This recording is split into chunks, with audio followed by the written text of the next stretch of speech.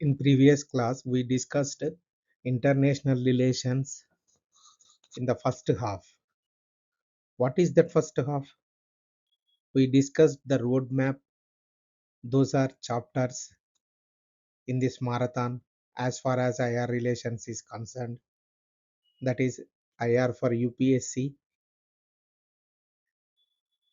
IR for UPSC and foundational and the strategic autonomy. We discussed what strategic autonomy and what is the neighborhood first and India Bangladesh relations, and we discussed about Pakistan and regarding Sindoor Operation Sindoor and what is the new normal, and we discussed about China, India China relations, what is tactical tha, etc.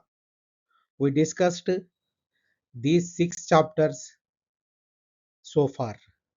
In the first chapter, what we learn, understanding IR for mains.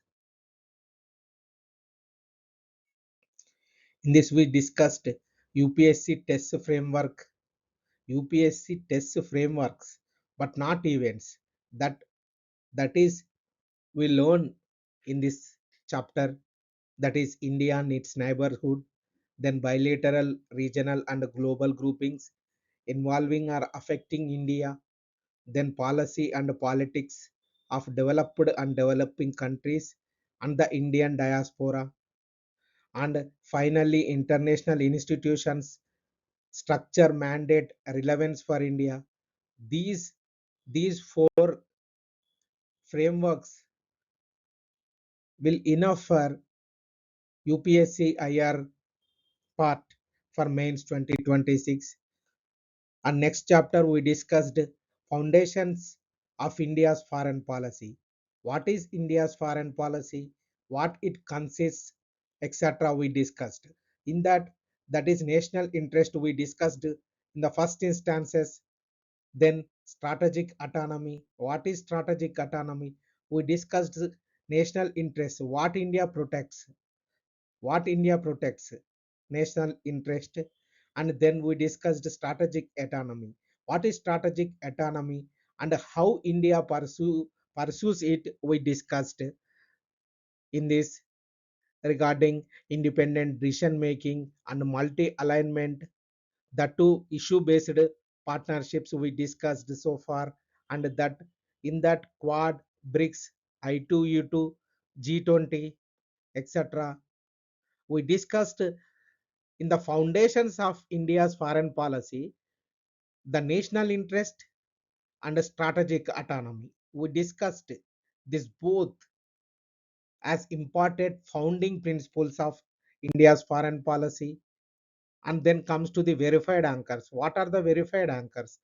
These are current affairs inclusions, like fourth largest economy overtook Japan in 2025, and then regarding doctrinal evolution like Panchashil, non-alignment movement.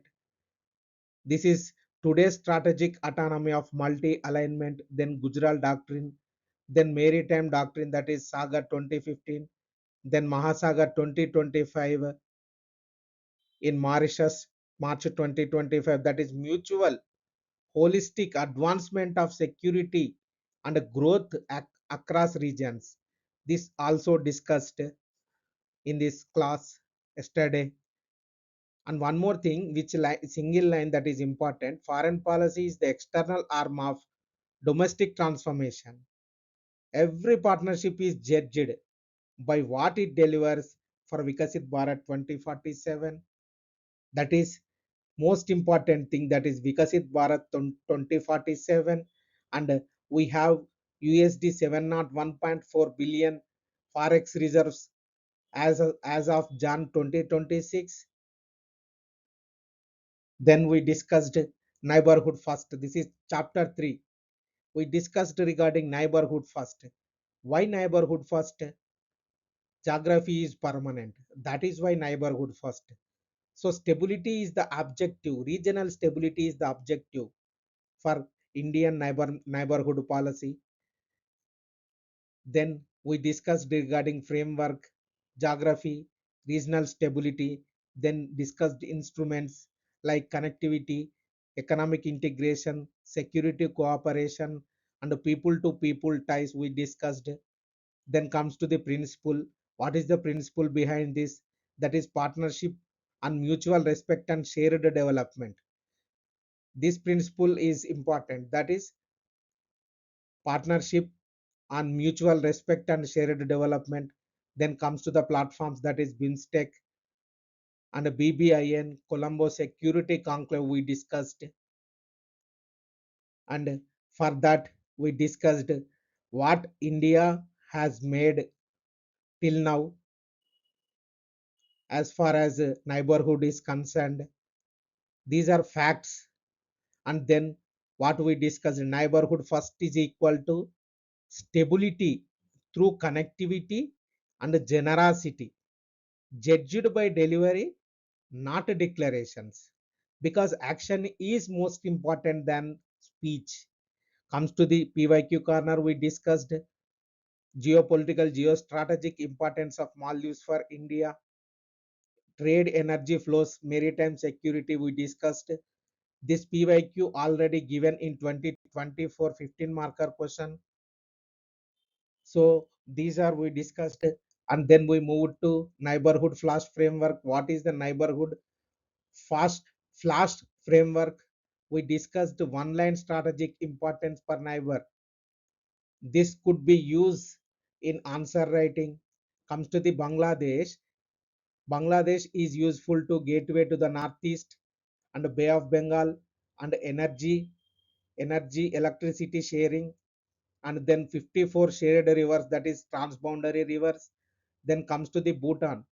Bhutan is closest development partner for India, and then hydropower, then Himalayan stability with the help of Bhutan. So that is why Bhutan is important.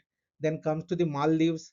Maldives, this is maritime geography, maritime geographical location, Maldives. Then Indian Ocean region security, it will be useful for. And then strategic patience after 2024 strains. You have to know about what is strategic patience. And then regarding Pakistan, cross-border terrorism, deterrence, the new normal. In this, the new normal is you have to focus point. And then comes to Nepal. Nepal is open border and helped in hydropower and Himalayan security and civilizational ties people to people. And then comes to Sri Lanka. This is Indian Ocean security, then blue economy and Tamil reconciliation. And comes to the Myanmar part. This is land bridge to ASEAN, land bridge to ASEAN. That is Act East policy. Then border stability and HADR. And then comes to Afghanistan. Afghanistan regional security, Afghanistan regional security and humanitarian engagement and connectivity via Chabahar. These are one line of strategic importance as per neighbor from Bangladesh to Afghanistan. Bangladesh, Bhutan, Maldives, Pakistan, Nepal, Sri Lanka, Myanmar, and Afghanistan. Then we moved to India Bangladesh relations. This is the model neighborhood partnership we discussed. In this, we discussed why it matters. This is gateway to Northeast Bay of Bengal access. Then regional stability and security cooperation we discussed. Then regarding 54 transboundary rivers we discussed. This is water. This water is the live issue now. And we discussed about test bed, connectivity led diplomacy, and we discussed regarding in this we delivered what we delivered in the fact, like Maitri Setu 2021, Akura Agartala Rail 2023, Maitri 1320 megawatts power plant, and then coastal shipping protocols. Then First India facilitated Nepal Bangladesh power flow 2024. Then land boundary agreement 2015. This is 100th constitutional amendment we discussed. After August 2024 transition to India's response, that is strategic patience we discussed, like what is strategic patience, engage institutions and people, not just governments. Even though governments may change, but engage institutions and people. So this is strategic patience. Then, despite political change, India became Bangladesh's second largest trading partner as far as 2026 is concerned. Connectivity, economic integration, security cooperation, strategic patience, mutual trust. This is one sentence.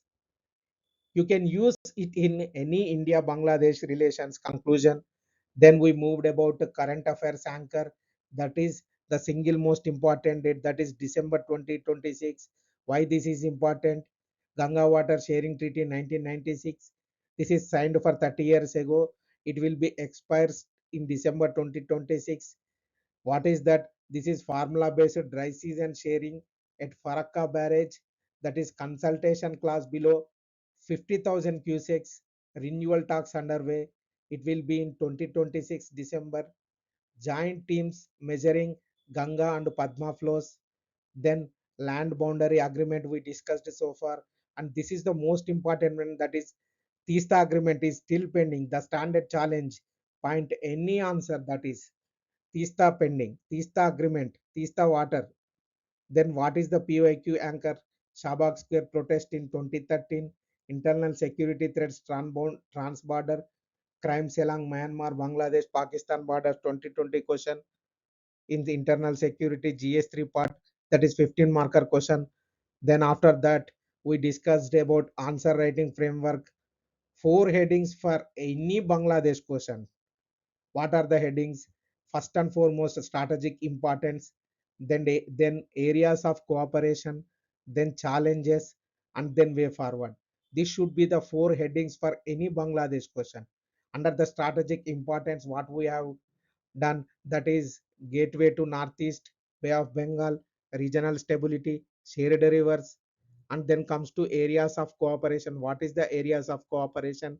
Like connectivity, trade, energy, security, river water, and maritime.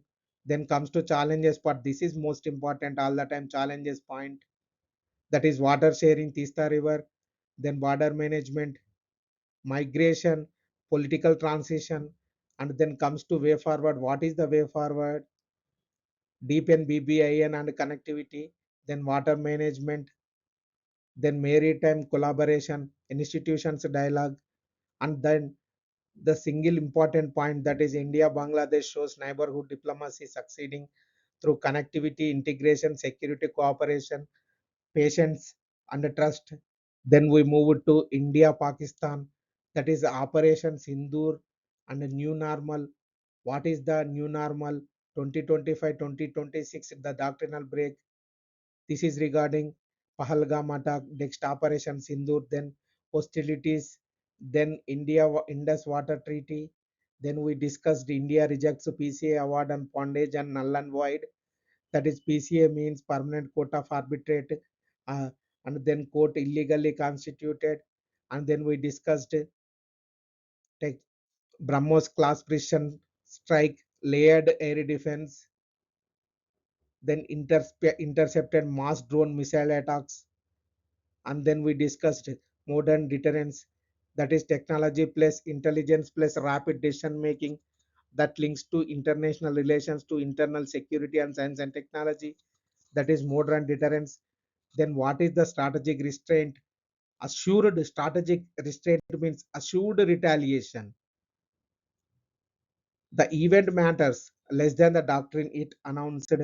And then we discussed the doctrine and its instruments, that is the new normal. This is most important, the new normal. Every instrument of statecraft. New normal means three principle, that is assured retaliation to terror attacks, then no nuclear blackmail, and then no distinction between terrorists and their state sponsors. So five instruments, that is military, diplomatic, economic, hydrological, and legal. These instruments of statecraft we used in the new normal. What is the PYQ corner Indus Water Treaty? Effectiveness, but likely 2026 frames, that is doctrinal evolution. securitization of power, deterrence, not dialogue. Then we are moving to answer writing framework, four headings of any India Pakistan question. What are they? Four headings. First, doctrinal shift, then instruments, then challenges, then way forward. Comes under doctrinal shift, strategic restraint, assured retaliation, the new normal, three principles. Then comes to instruments part, military, diplomatic, economic, ideological, legal. These all instruments used in combination. Then challenges, comes to the challenges part, that is escalation under the nuclear overhang, and meditation, mediation pressure, rehyphenation, an important one, that is Indus Water Treaty legal contest and instability spillover. Then way forward. What is the way forward? Credible deterrence, calibrated communication, Western rivers, storage and hydel build out, and comes to the UNSC listings, terror finance security, bilateralism with this, with the terrorism test. These are all we discussed so far in this answer writing framework. Then after the Bangladesh and Pakistan, we discussed about India-China relations, a, a tactical thaw, not a strategic reset. We discussed LAC patrolling, understanding, disengagement, Modi Z meeting, special representatives dialogues, and PM at SCO meet, and then Kailash Yatra direct flights resume. These are all things happened after 2024, but in retaliation, China relaxed exports of rare earth magnets, fertilizers, tunnel boring machines since 2025, and India amended Press Note 3 investment screening in March 2026. What is the meaning of TA? The TA is tactical stabilization. Tactical stabilization, not strategic reconciliation. You have to learn this sentence. The TA is critical stabilization, tactical stabilization. Tactical stabilization, not a strategic reconciliation. So then we move to what has not changed, that is structural concerns intact. What is the structural concerns intact? First one is trade deficit. USD 100 billion trade deficit with China, 100 billion US dollars. Then 2024 December, Sangpo mega dam project on the Brahmaputra river. And what is the unresolved issue so far? That is boundary question itself. And India's response lines, that is hydrology, pressing for data sharing via the expert level mechanism on the Brahmaputra river. And then comes to peace and tranquility on the border remain the prerequisite for normal relations. Disengagement is not equal to boundary resolution. Then comes to PYQ. These are China using economic relations and trade surplus to build military power in Asia, and what is the impact of India 2027. And we discussed the PYQs, the West fostering India as an alternative to China supply chain and as a strategic counterweight. This question asked in 2024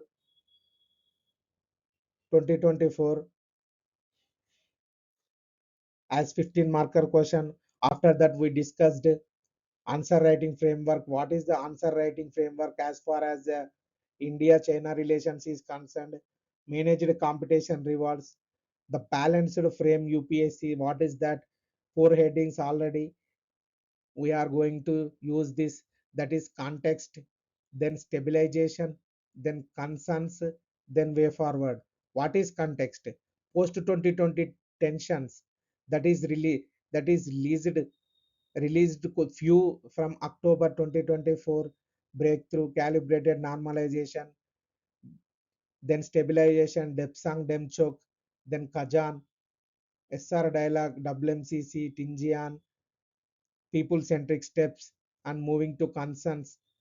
We discussed, then way forward we discussed.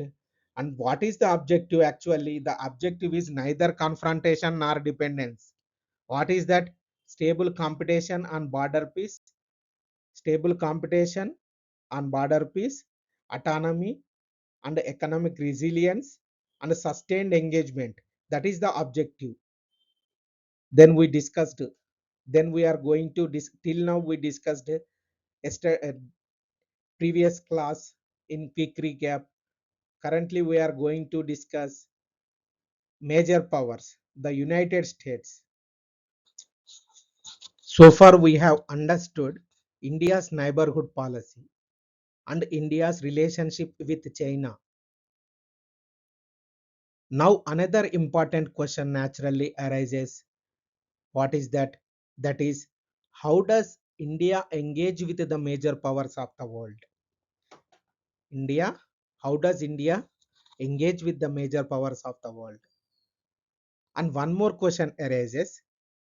Does India depend upon one strategic partner, or does it build multiple partnerships simultaneously? The answer lies in one principle we discussed earlier, that is strategic autonomy. Strategic autonomy does not mean standing alone. It means building diversified partnerships while preserving independent decision making. So this is the defining characteristics of India's contemporary foreign policy. That is strategic autonomy, managing interdependence.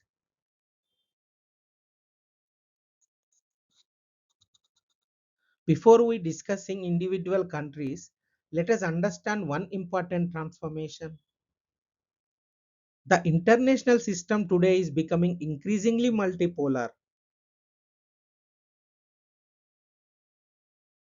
Earlier, global politics was largely dominated by few major powers. Today, power is becoming more widely distributed. Economic influence, technological capability, then energy resources, critical minerals, manufacturing, and digital innovation are creating multiple centers of global influence rather than few major powers. Earlier, global politics was largely dominated by few major powers, but today power is becoming more widely distributed. So comes to the for India, this changing environment creates both opportunities and challenges. Comes to the opportunities part, because India can expand partnerships with multiple countries. Comes to challenges part, it must carefully balance competing strategic interests. Therefore, India is increasingly follows a policy of multi-alignment through strategic autonomy, not military alignment, not non-engagement, but what? Multi-alignment through strategic autonomy, a policy of that is issue-based partnerships with multiple countries rather than military engagements or non-engagement. So now let us examine how this work in practice. So instead of memorizing countries, remember the purpose behind each partnership, because UPSC rewards understanding, not memorization. So that is the today's reality as far as global arena is concerned. Comes to the major powers. Today we are going to discuss the United States. India's partnerships with the United States has expanded significantly over the last 2 decades. Today, this partnership extends beyond defense. It includes critical and emerging technologies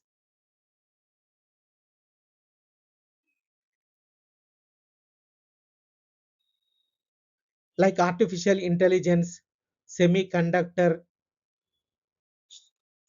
then space, clean energy, artificial intelligence, semiconductor, space, clean energy, higher education, innovation, cyber security, and resilient supply chains. Another important dimension is the initiative on critical and emerging technology, or ICET, that is initiative on critical and emerging technology. So this initiative reflects an important transformation. What is that important transformation?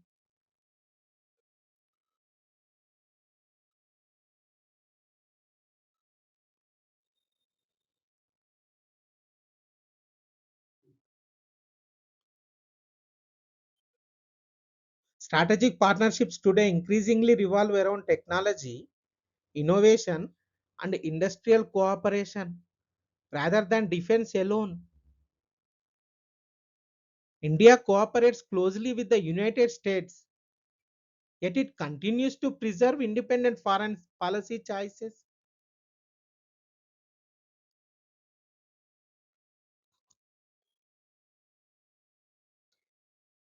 That is strategic autonomy. Then comes to Russia.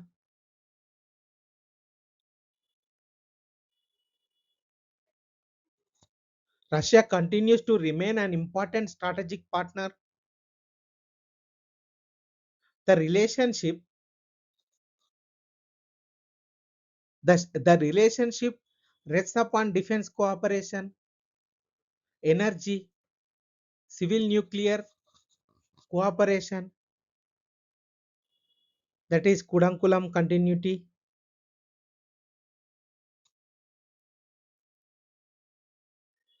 and space and long-standing strategic trust. So India, at the same time, India recognizes that diversification strengthens resilience. Therefore, while maintaining strong ties with Russia, India has simultaneously expanded partnership with many other countries.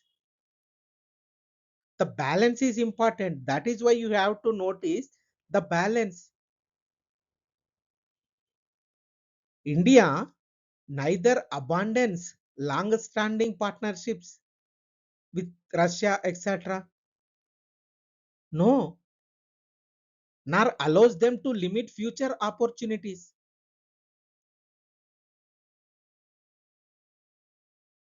So, India neither abandons long-standing partnerships nor allows them to limit future opportunities. So then comes to France. France occupies a unique position in India's foreign policy. The partnership increasingly focuses on the Indo-Pacific,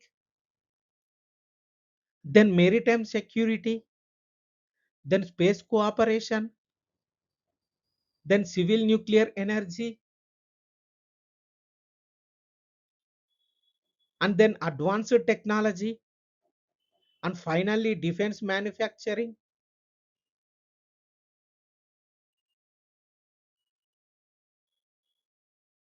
Unlike many partnerships, India France relations are characterized by high levels of strategic trust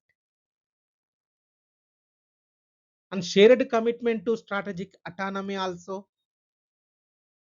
So that is why France has also emerged as one of India's most important partners in promoting a free, open, and inclusive Indo-Pacific. So then comes to the next major power, that is Japan. So what is the Japan-Indo relations?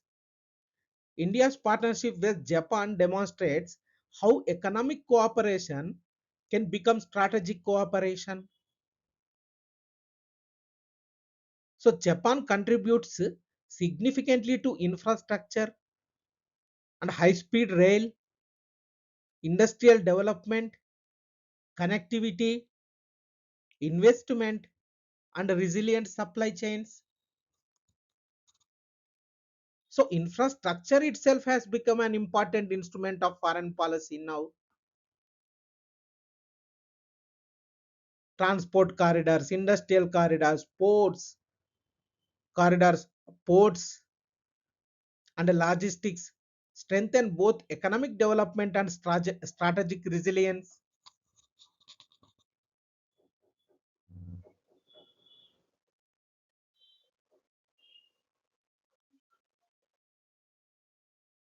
Then comes to European Union.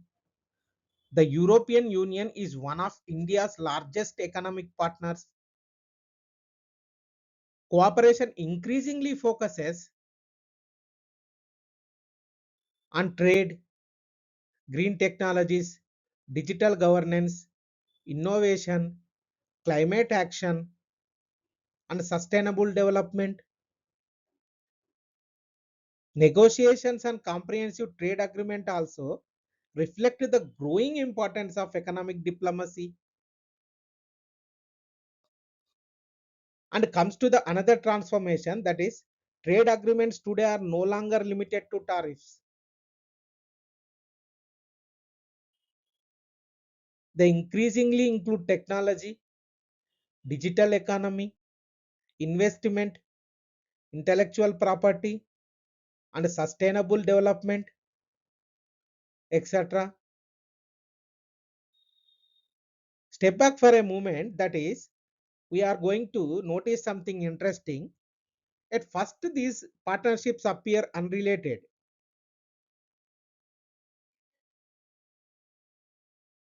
but they all serve different national objectives. With the United States, we discussed, that is, India strengthens technology and innovation. Then with Russia, strategic cooperation and energy.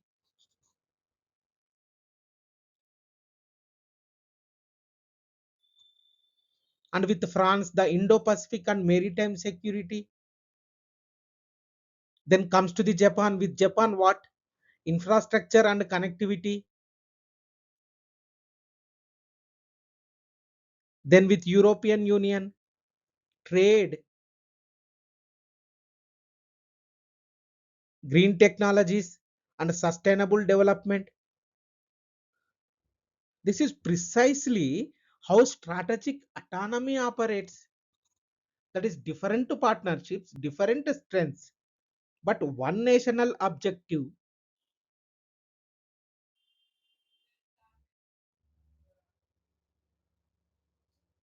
Another important transformation is taking place here. What is that? That is modern diplomacy increasingly revolves around geo-economics. Countries now compete through technology, critical minerals, semiconductors, artificial intelligence, digital infrastructure, and resilient supply chains. So, consequently, India's partnerships are increasingly designed to strengthen economic resilience, then manufacturing, then innovation, and technological capability. So, these are all depending on foreign policy, impacting foreign policy. Today, foreign policy is no longer confined to political diplomacy. It has become an important instrument. It has become an important instrument of economic transformation.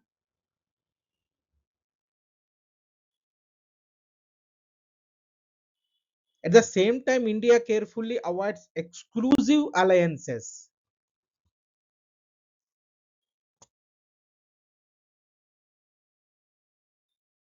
Exclusive alliances. Instead, it seeks diversification, diversified markets, diversified technology partnerships, diversified energy sources, diversified supply chains, and diversification reduces strategic vulnerability and increase resilience. So, this principle explains many of India's foreign policy decisions. After examining all this, now let us connecting everything, that is strategic autonomy.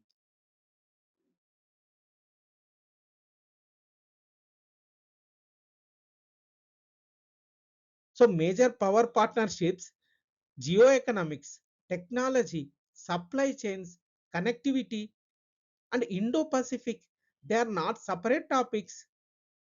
Together, they present India's strategy for navigating an increasingly competitive international environment.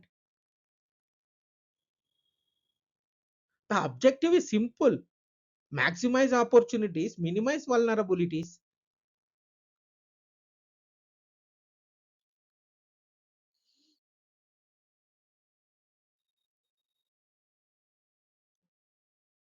Then preserve independent decision making. Comes to current affairs anchor, that is 2025 and 2026.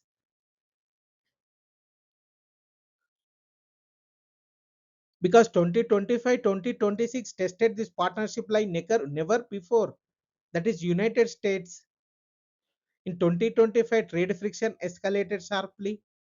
The United States imposed tariffs on Indian goods that eventually reached 50%, including a punitive component linked to India's purchases of Russian oil.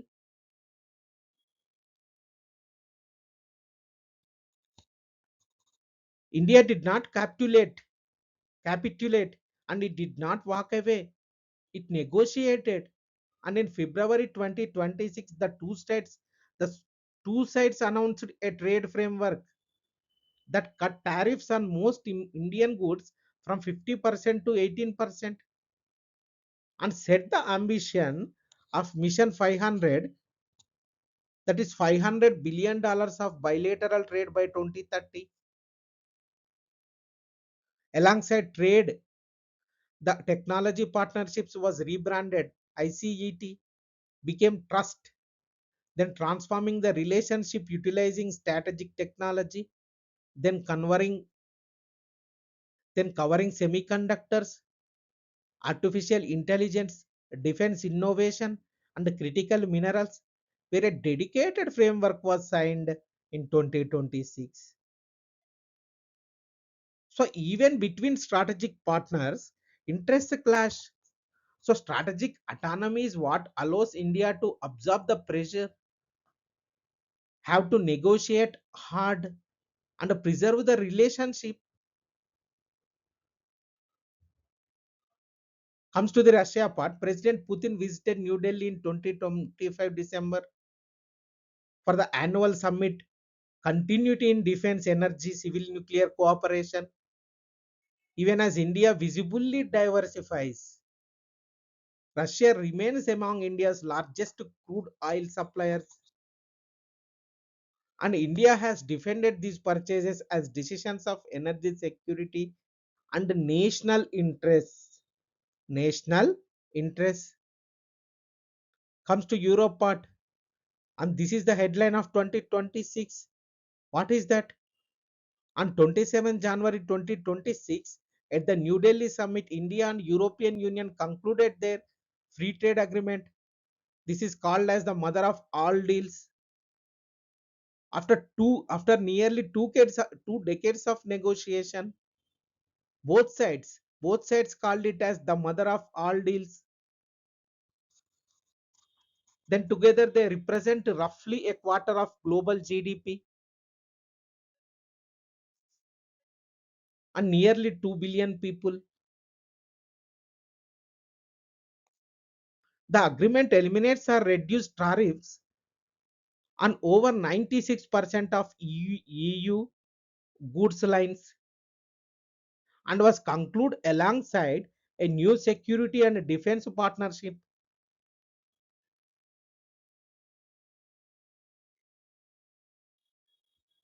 Add to this comprehensive economic and trade agreement with the United Kingdom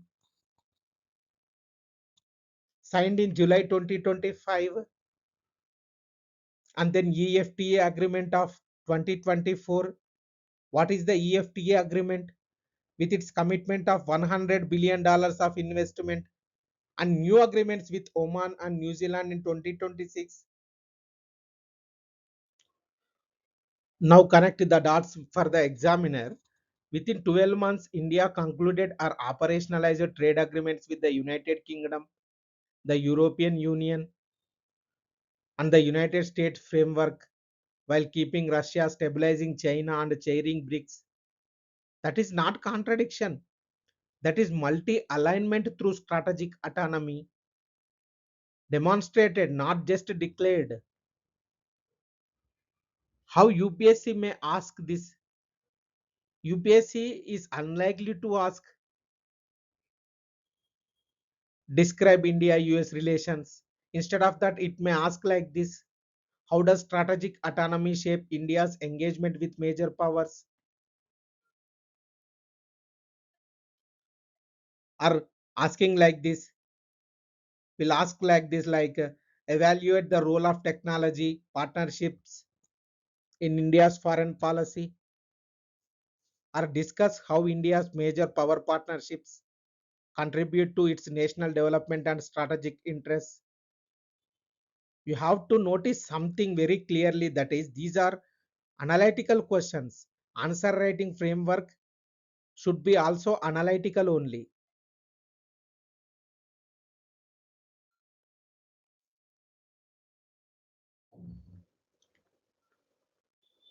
Canada, we discussed Canada, India Canada relations.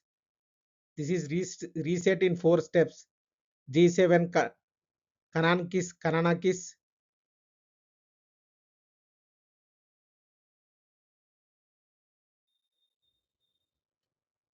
comes to answer writing part.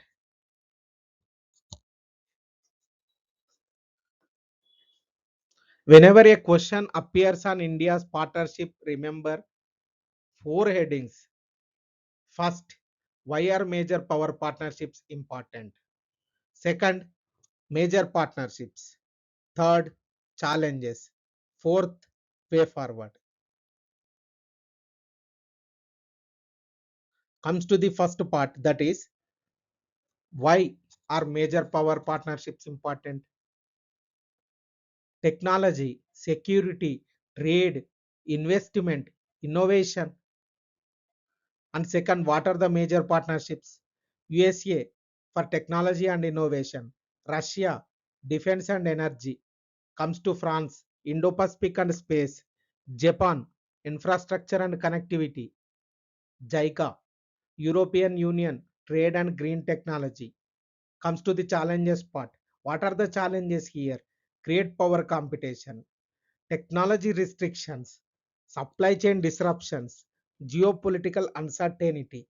These are the challenges. Then comes to the fourth way forward: preserve strategic autonomy, diversify partnerships, strengthen technology cooperation, build resilient supply chains, promote a stable multipolar rule based international order.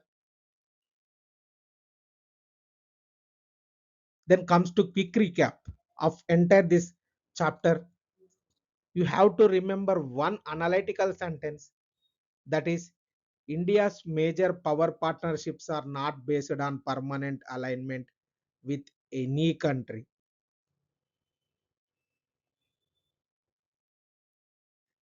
They are guided by strategic autonomy, pursuing technology, trade, security, energy, and connectivity through diversified issue based cooperation.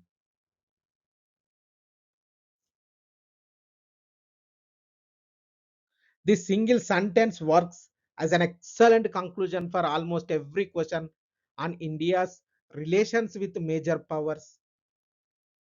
That is what I am repeating. India's major power partnerships are not based on permanent alignment with any one country.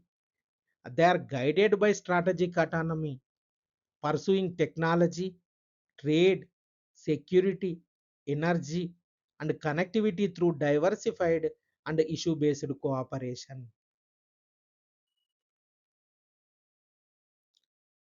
Then comes to mains ammunition, that is verified anchors. These are going to be helpful in mains answer writing. That is, USA comes to the first point, that is tariffs peaked at 50% in August 2025, includes Russian oil penalty. Then February 2026 trade framework cut most tariffs to 18% after hard negotiations. Then comes to Mission 500, that is US 500 USD 500 billion bilateral trade by 2030.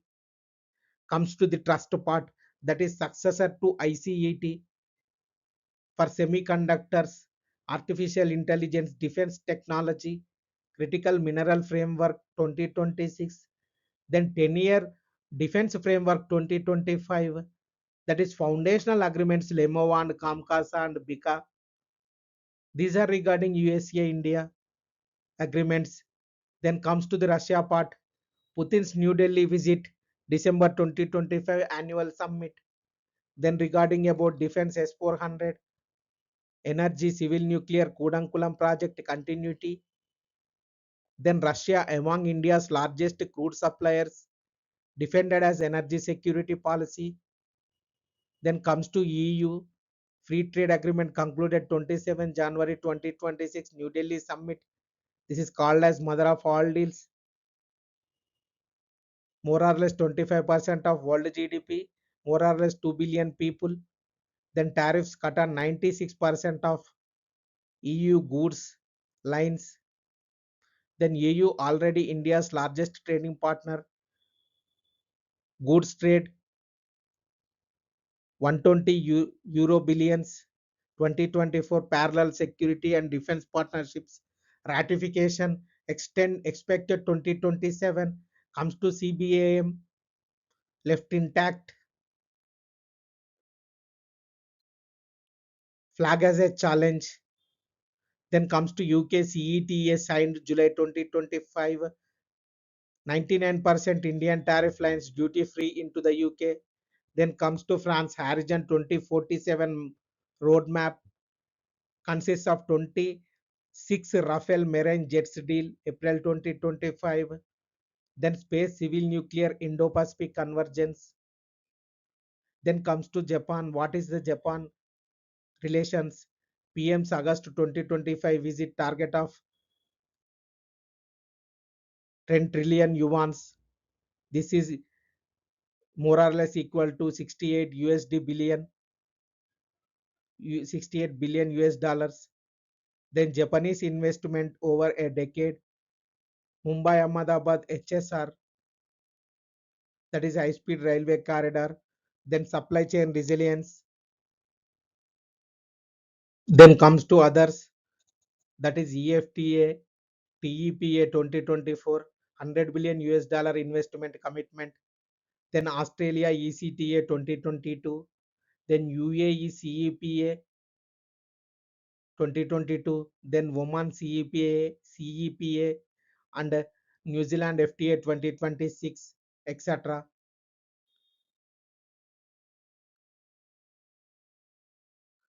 Comes to the PYQ corner, that is what introduces friction into the ties between India and the United States is that Washington is still unable to find for India a position in its global strategy which would satisfy India's national self-esteem and ambitions.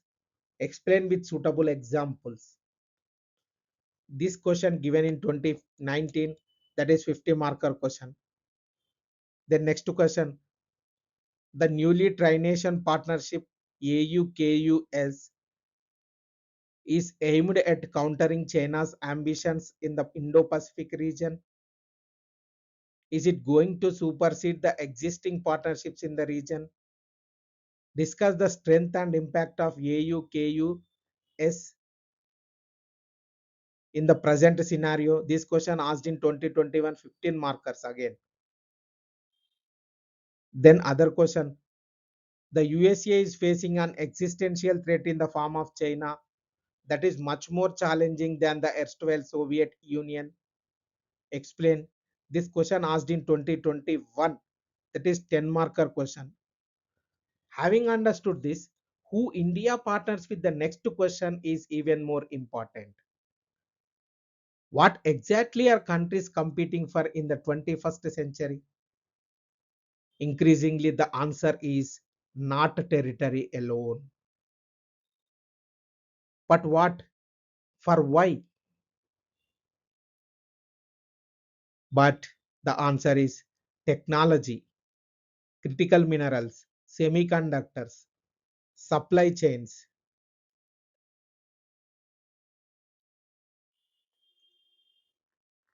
economic resilience. This transformation, this transformation marks the rise of geo-economics. This is our next chapter, that is chapter number 8, that is rise of geo-economics. This is technology, supply chains, and India's strategic transformation. So far we discussed, so far we have understand India's major strategic partnerships. But now another important question naturally arises. What exactly are countries competing for today? If this question had been asked 50 years ago, the answer would probably have been territory,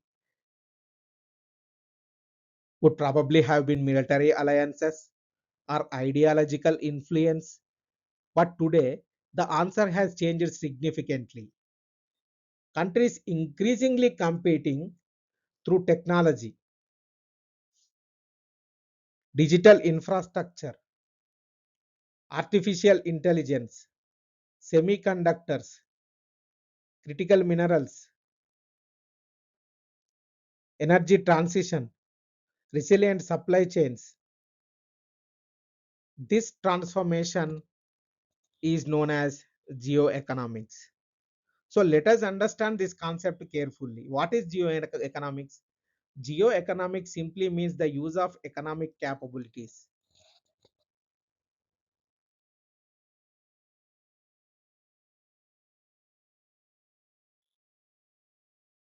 Simply the use of economic capabilities, technology, trade, investment, finance, and industrial policy to achieve strategic and geopolitical objectives. In another words, we are going to tell you that is economics is no longer separate from foreign policy. It has become one of its most important instruments, are now strategic weapons.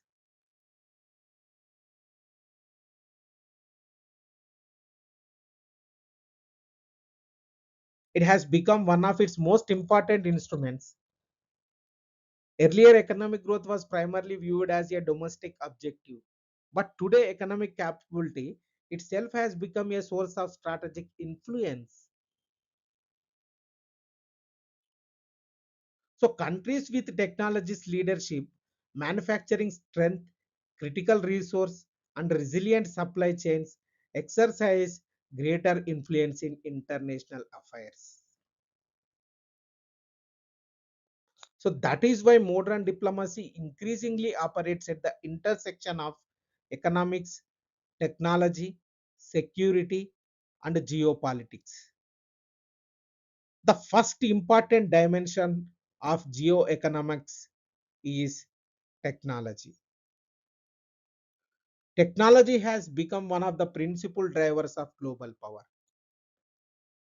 Artificial intelligence, semiconductors, quantum computing, cybersecurity, space technology, and advanced telecommunications are no longer merely commercial sectors. They influence economic competitiveness, national security, industrial productivity, and strategic resilience also. For India, technology partnerships are therefore not simply about innovation, they are also about strengthening national capability. So, this explains the growing emphasis on research collaboration, innovation ecosystem, trusted technology partnerships, and domestic technological development. This is all regarding about the technology. Then we are going to discuss the second dimension, that is critical minerals. This is new oil of the energy transition. The transition towards electric vehicles, renewable energy, battery storage, advanced electronics, and semiconductors manufacturing requires access to critical minerals such as lithium, cobalt, nickel, graphite, and rare earth elements.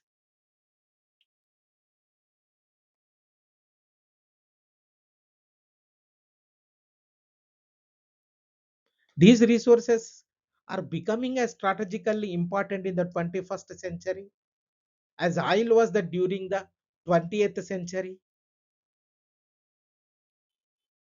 Consequently, countries are expanding international partnerships, encouraging domestic exploration, recycling valuable materials, and diversifying supply sources. Comes to India part, for India, securing access to critical minerals is essential for energy transition, essential for industrial growth, and technological self-reliance. We discussed so far two dimensions. One is technology and second one is critical minerals. Now the third dimension is resilient supply chains.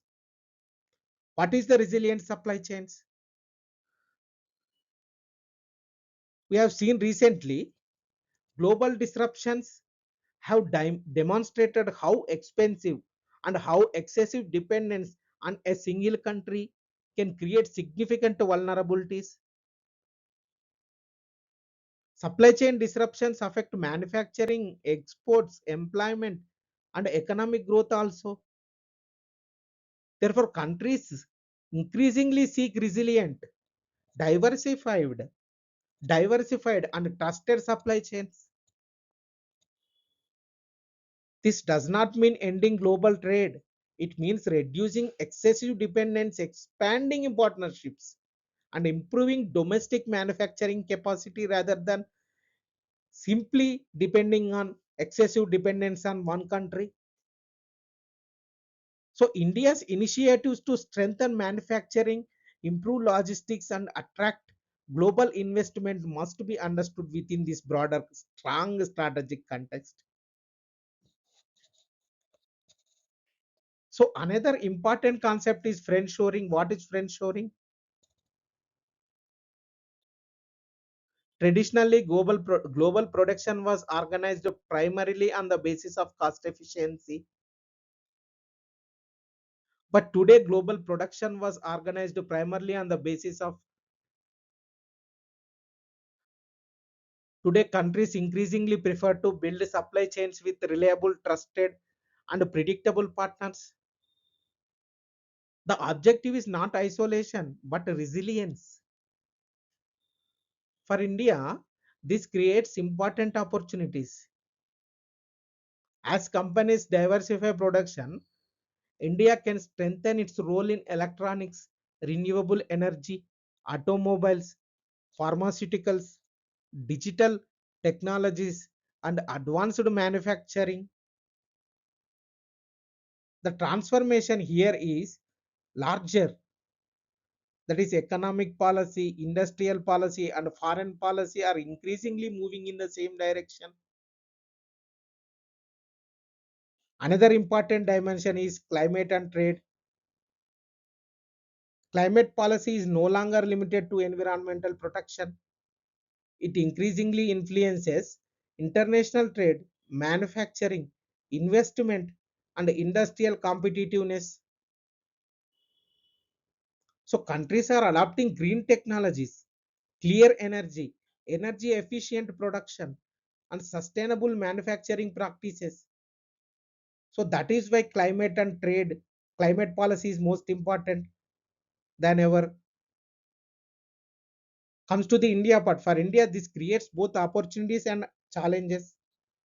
The transition towards cleaner technologies can improve competitiveness, attract investment, and strengthen exports. These are opportunities part. Then comes to the challenges parts. At the same time, India industries must continuously improve efficiency, innovation, and sustainability to remain competitive in global markets. Once again, climate policy, trade policy, and foreign policy are become increasingly interconnected.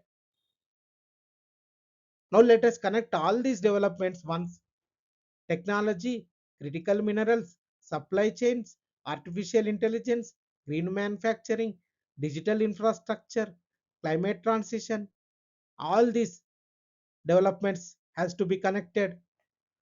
At first they appear to be different topics, but in reality they are all reflect one larger transformation, that is economic capability has become strategic capability. Economic capability has become strategic capability.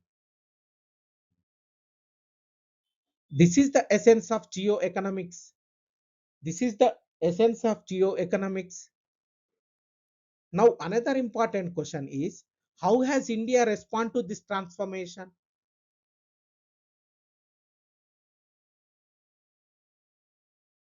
India's approach rests upon four broad principles. What are the four broad principles? What are the four broad principles? First principle is strengthening domestic manufacturing and innovation. Second one is building diversified technology partnerships. And third one is developing resilient supply chains. And the fourth one is preserving strategic autonomy while expanding economic engagement. This is India's response. This is India's approach. That is why India has responded to this transformation. Approach rests upon are these four broad principles. That is, first one, strengthening domestic manufacturing and innovation, building diversified technology partnerships, developing resilient supply chains, and preserving strategic autonomy while expanding economic engagement. So India is not pursuing economic isolation, nor is it pursuing dependence. It seeks integration with resilience. It seeks integration with resilience. That balanced approach defines India's geo-economic strategy. Comes to current affairs anchor 2025-2026. That is, let us now convert this concept into main study specifics through three emerging arenas of geo-economics. First one is artificial intelligence governance. AI is no longer only a technology story. It has become a global standard setting contest over safety, ethics, compute infrastructure, and data governance. India's position is distinctive regarding AI. It advocates AI that is innovative, inclusive, and trustworthy, and insists that the global south must not be reduced to a consumer for rules written elsewhere.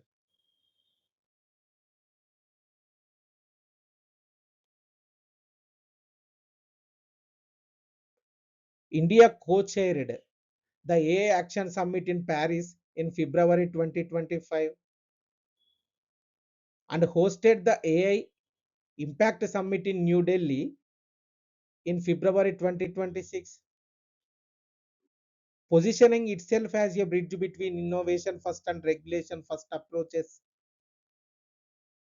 Back this within the India, back this with the India in AI mission, India AI mission, and India's digital public infrastructure story.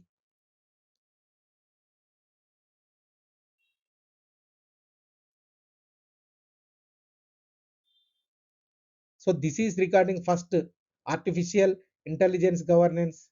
Then second one, climate linked trade,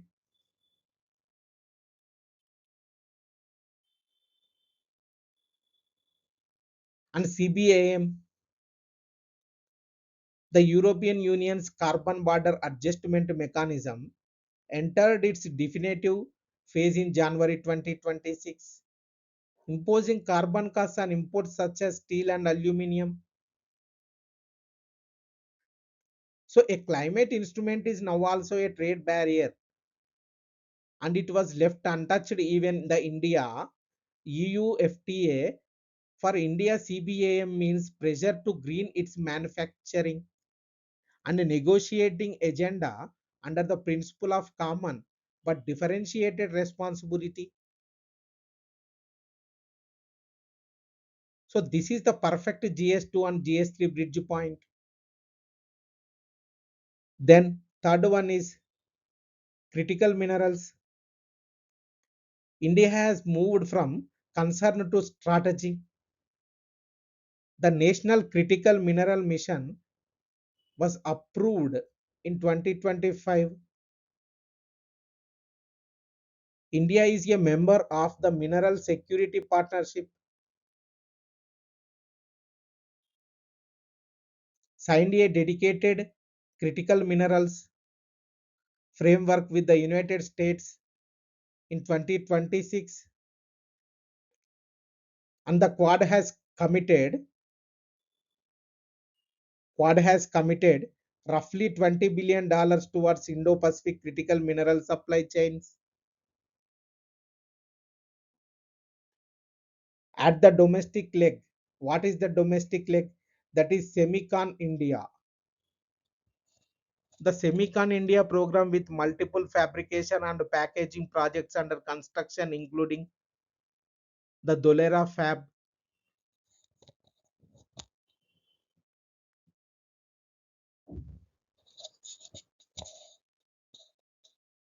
Now you can write the geo-economics answer. No one else in the hall can write. Concept plus instruments plus verified numbers. Concept regarding geo, till now we discussed the geo-economics concept plus instruments we discussed plus verified numbers with all this. So you can write an answer.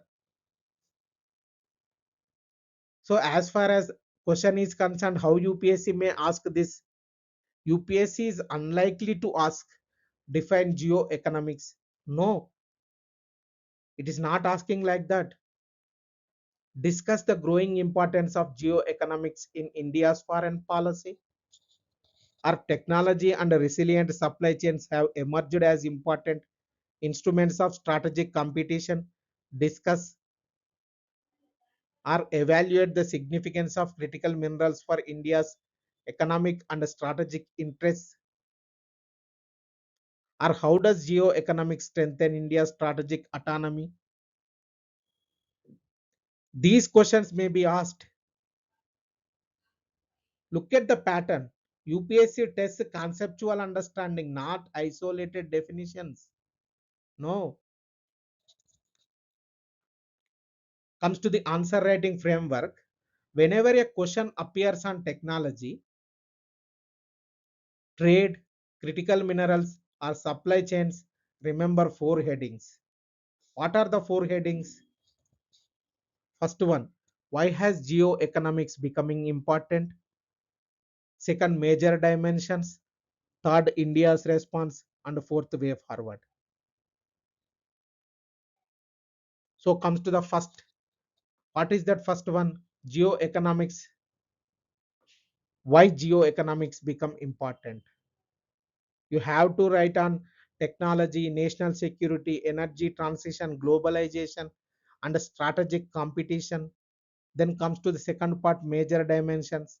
What are the major dimensions? Artificial intelligence, semiconductors, critical minerals, supply chains, digital infrastructure, green technologies. Then comes to the third point, that is India's response. With India's response, that is strategic autonomy, diversified partnerships, domestic manufacturing,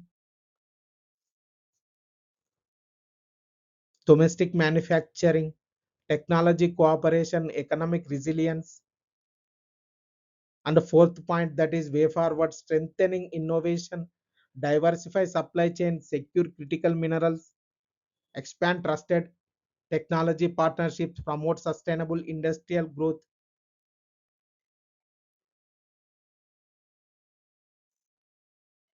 So I am going to quick recap. That is, remember one sentence. In the 21st century, geopolitical influence increasingly depends not only on military strength, but also on technological capability, resilient supply chains, critical resources, and economic competitiveness. This transformation defines the rise of economics.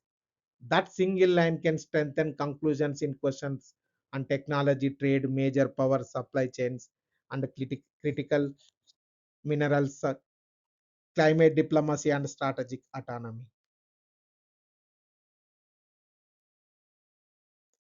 So this is the things we discussed so far as geoeconomics is concerned.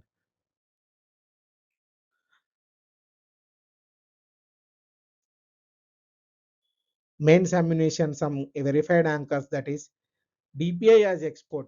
What is DPI?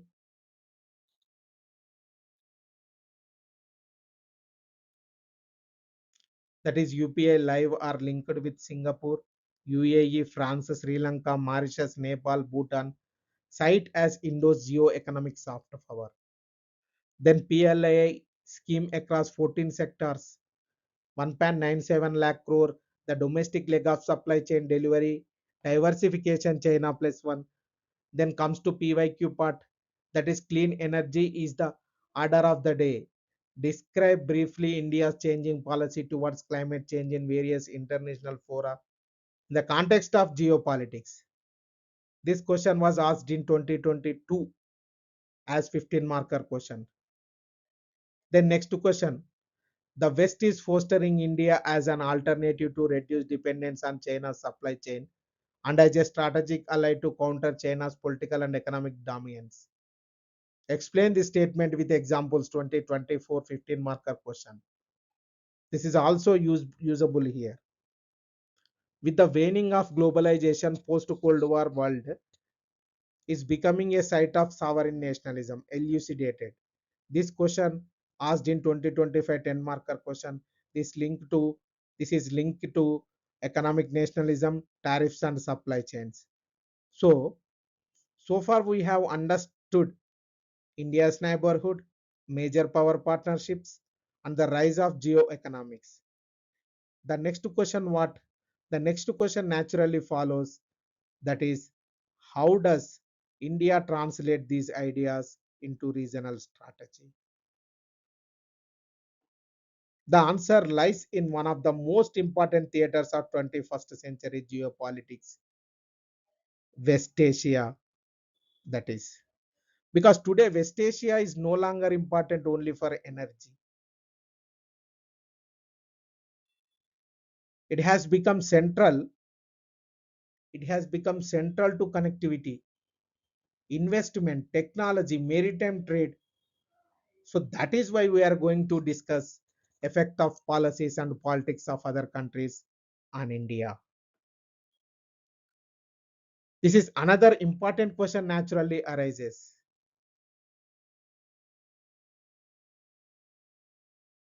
That is the effect of policies and politics of developed and developing countries on India's interests. UPSC is rarely interested in the domestic politics of another country by itself.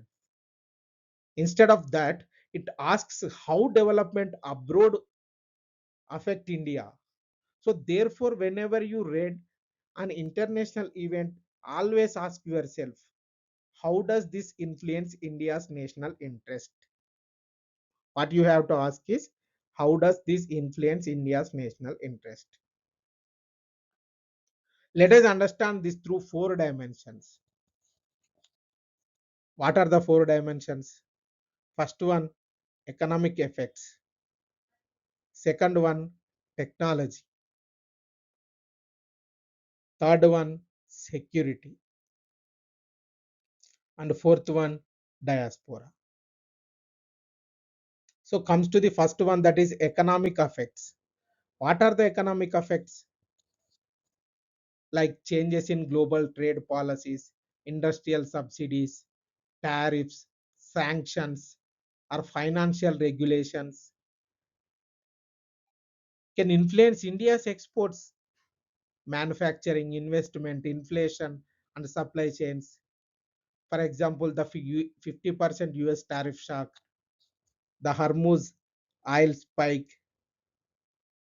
these are the policies effect on India, like economic effects. Then comes to second one, that is technology. So technology, export controls, semiconductor restrictions, artificial intelligence regulations, digital governance, and technology standards increasingly shape India's technological development. So for this export controls, chip wars, AI rules, that should be access and dependence. Then comes to the security part, third, that is wars, regional conflicts, terrorism, maritime disruptions, or political instability directly affect India's energy security. Shipping routes, food security, and strategic environment. These are security related impact on India issues. Then comes to the fourth one, diaspora. How diaspora impact changes in immigration policies, labor regulations, visa rules, or domestic political developments.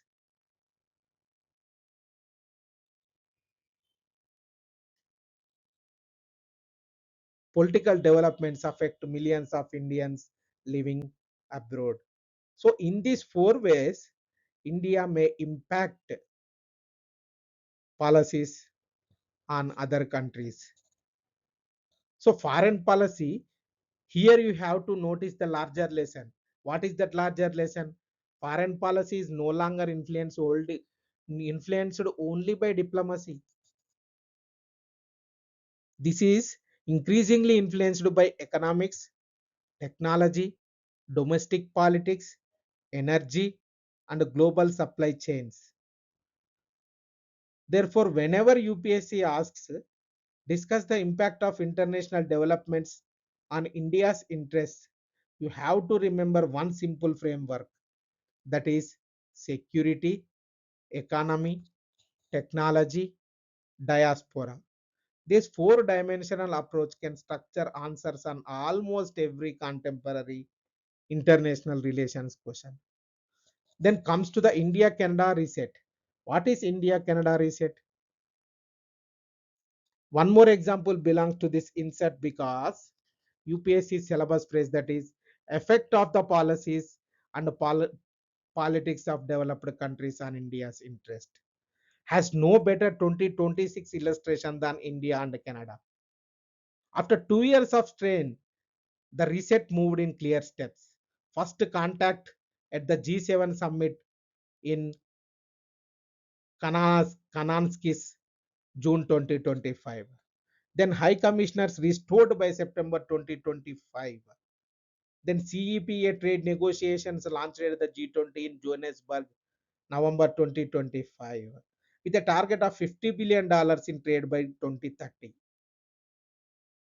And then in the early 2026, Prime Minister Carney visited India, the first bilateral visit by a Canadian Prime Minister since 2018, producing a civil nuclear agreement on uranium supply and MOUs on critical minerals and clean energy.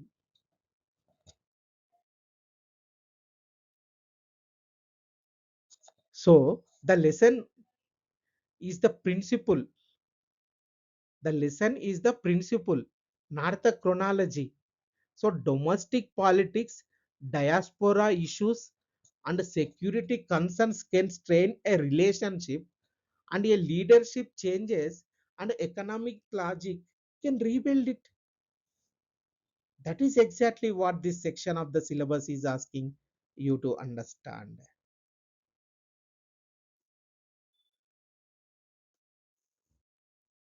So here what you have to understand is security, economy, technology, diaspora. These four lens, these four lens structures almost any international developments and India answer. So we are moving to next chapter, that is India and West Asia.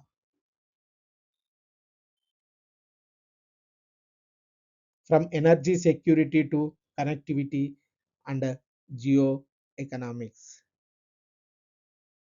I'm telling you, so far we have understood India's neighborhood, its major power partnerships, and the growing importance of geo-economics.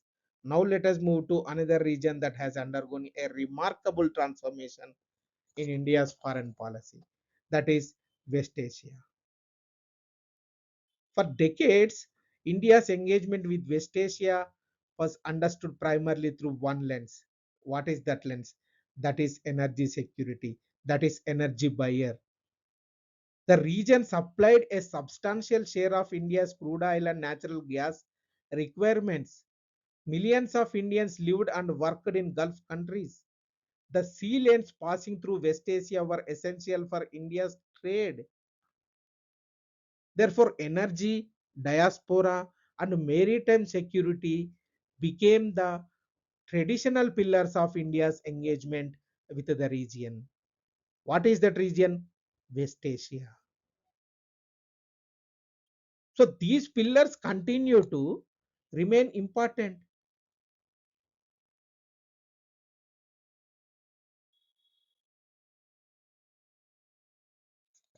However, there are no longer sufficient to explain India's relationship with West Asia. Why?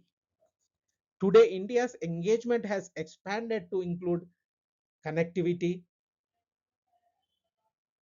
investment, technology, food security, renewable energy, digital economy, logistics, maritime cooperation, and strategic partnerships.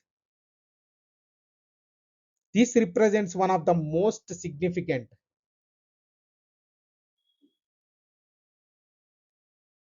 This represents one of the most significant transformations in India's contemporary foreign policy. So let us first understand why West Asia is strategically important for India. The first reason is energy security.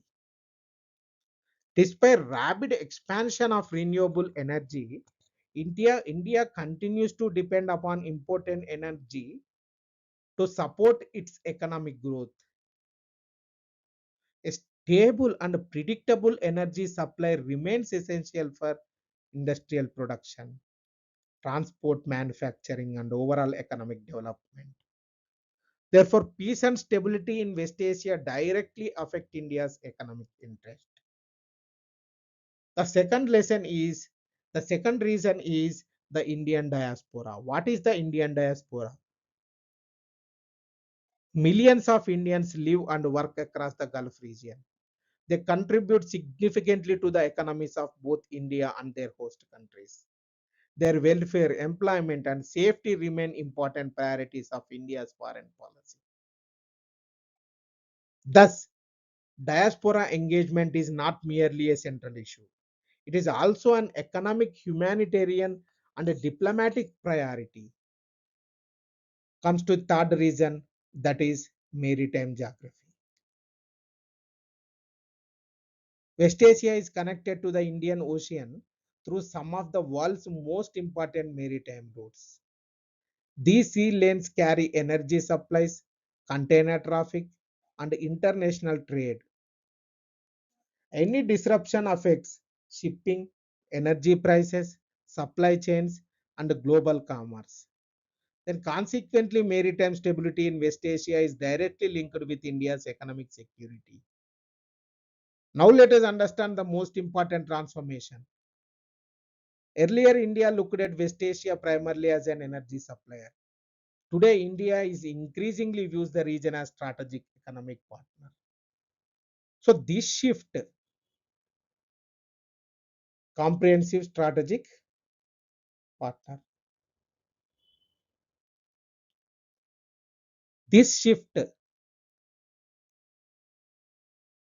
this shift reflects the rise of geo-economics, trade, investment, technology, logistics, food security, digital infrastructure, renewable energy, and connectivity have become central pillars of India's engagement. This transformation explains why India's partnership with countries such as the United Arab Emirates, Saudi Arabia, Oman, Qatar, Israel have expanded far beyond traditional energy cooperation. One of the best examples of this transformation is India Middle East Europe Economic Corridor, that is also called as IMEC. At first glance, IMEC appears to be a transport project, but in reality, it is much more than that. It seeks to strengthen ports, rail connectivity, shipping, energy infrastructure, digital connectivity, and logistics between India, West Asia, and Europe. So, modern diplomacy increasingly operates through connectivity. You have to understand, you have to notice that thing. Infrastructure itself has become an instrument of strategic influence. Efficient transport corridors reduces logistic costs, strengthen supply chains, promote trade, and diversify economic opportunities. So this is why connectivity has become a major pillar of India's foreign policy. Another important feature of India's West Asia policy is balanced diplomacy. Balanced diplomacy. West Asia contains countries with different political systems, different security concerns, and different regional rivalries. Yet India has maintained productive relations with Israel, Iran, Saudi Arabia, the UAE, Oman, Qatar, and other regional partners. How is this possible? The question may arise in your mind. Because India's engagement is guided primarily by national interest, strategic autonomy, and mutual benefit. India does not approach the region through exclusive alignments. Instead of that, it builds issue based partnerships while maintaining dialogue with all major stakeholders. This balanced approach has significantly enhanced India's diplomatic credibility.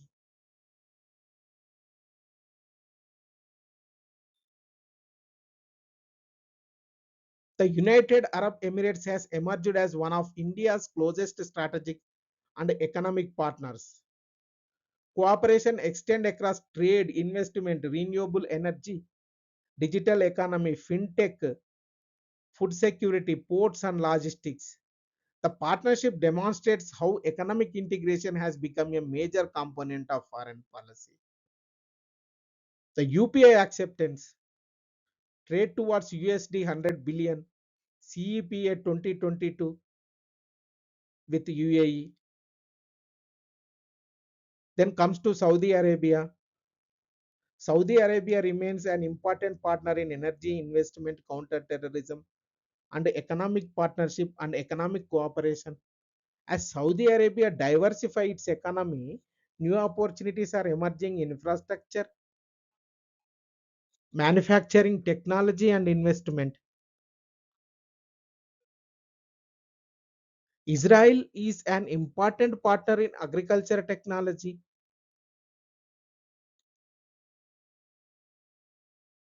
water management, innovation, cyber security, space, and defense cooperation. The relationship highlights how technology partnerships increasingly influence foreign policy.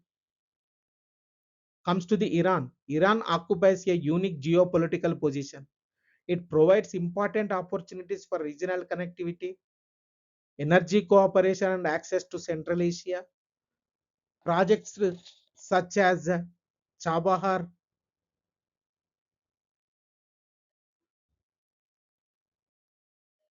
Chabahar Port strengthens India's connectivity with Afghanistan, Central Asia, and Eurasia, while reducing excessive dependence on single transport route. So another important principle, India does not view IMEC and Chabahar as competing projects. Instead of that, they should be understood as complementary connectivity corridors serving different geographical objectives. So this reflects strategic autonomy in practice. Another important dimension is food and energy security. India increasingly cooperates with West Asian countries in food supply chains. fertilizers, renewable energy, green hydrogen, and climate related technology.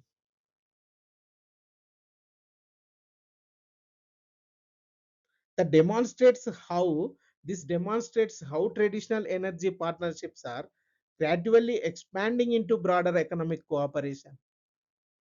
So now these are discussing so far. We discussed economy, energy, agri related, food security, clean energy. Now let us connect everything, that is energy security, diaspora, connectivity, geo-economics, maritime security, technology, investment. All these we are going to connect. At first, these appear to be separate topics, but in reality, they represent one large transformation, that is, India's West Asia policy has evolved from energy centric approach to a comprehensive strategic partnership. This is the central idea you have to remember.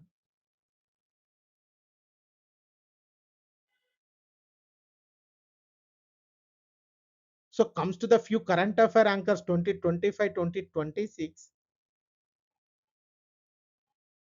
that is the India Middle East Europe Economic Corridor was launched through a memorandum of understanding at the G20 Delhi summit in September 2023 with India, the United States, the UAE, Saudi Arabia, France, Germany, Italy, and the European Union. Its progress has been slowed by regional conflict, and that itself has an examinable point.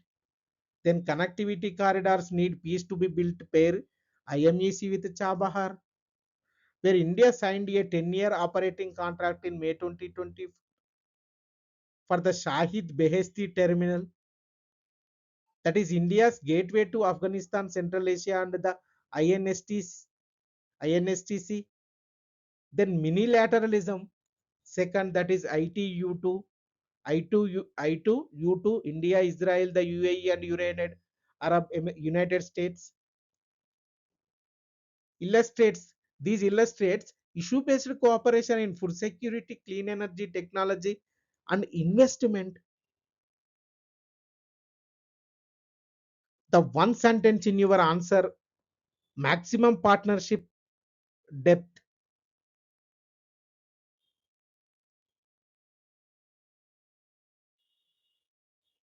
Maximum partnership depth.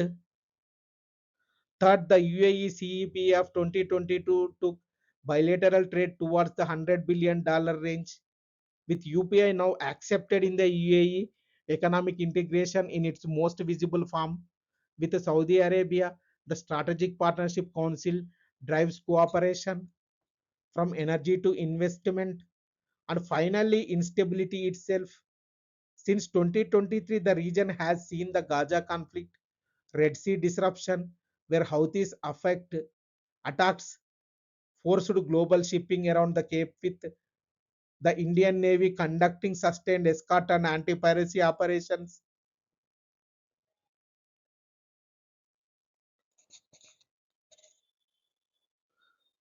The Israel-Iran conflict of June 2025, during which India evacuated its citizens through Operation Sindhu, and renewed conflict involving Iran in early 2026, that again shook energy markets. Why? That is the Strait of Hormuz shock 2026.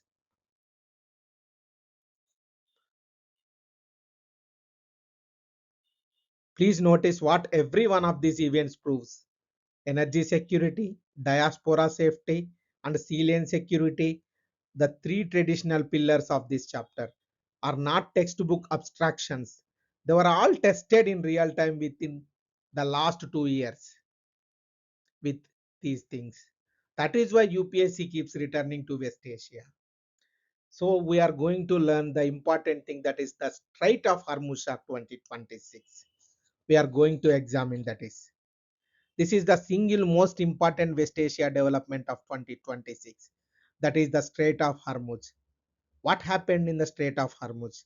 In late February 2026 following American and Israeli strikes on Iran.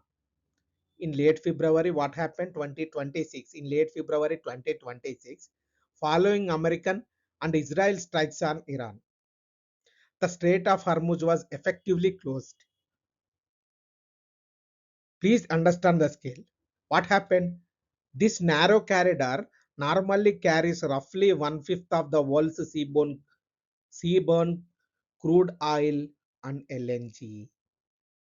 One-fifth. Daily ship transits collapsed from over 130 to fewer than 10. Daily ship transit after the late Feb 2026 closure. Then the International Energy Agency called it the largest supply disruption in the history of the global oil market. For India, what happened? The exposure was structural. India imports about 88% of its crude oil.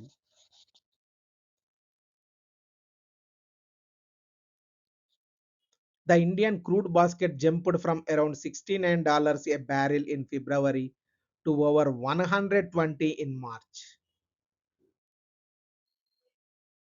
But here is the analytical point is it is the reason this belongs in a mains answer. India absorbed the shock. Why?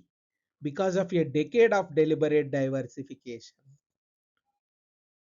By 2026, India was sourcing crude from around 40 countries, and roughly 70% of its crude imports were already arriving from outside the Strait